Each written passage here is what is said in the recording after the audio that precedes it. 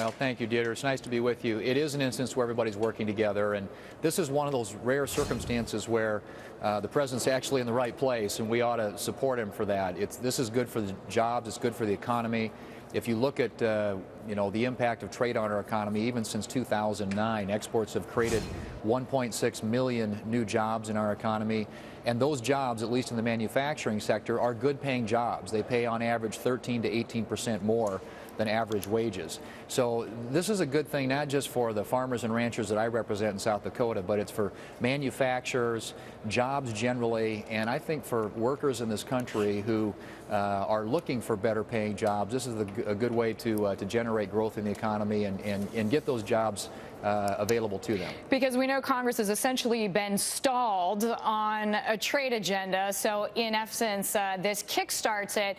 But on the list of concerns, I know Republicans are worried about President Obama gaining more unilateral power, and on the Democratic side it seems as if they're skeptical of giving up their role in influencing or tweaking any kind of trade policy.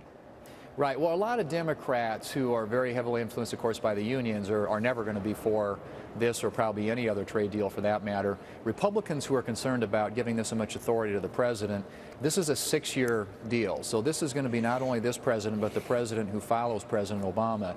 And whether you're a Republican or a Democrat president, we need to make sure that our administrations have the tools at their disposal to negotiate the best possible trade deals. And right now, in Asia, for example, in Europe, there are lots of barriers to American goods. This will lower those barriers, put us on a more level playing field, and enable our exporters, our manufacturers, our agricultural producers to have access to the marketplace. It's about $1 trillion market opportunity for American exporters, and we ought to take full advantage of that. When we're on the sidelines, and we have been now for several years, it means all these other countries are negotiating these deals, and we're not a part of it, and we're being left out.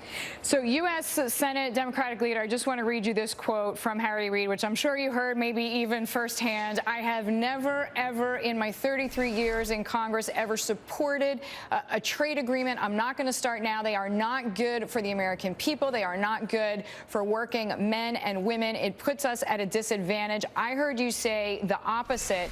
Do you think his point of view is that he just is so worried about not being able to tweak?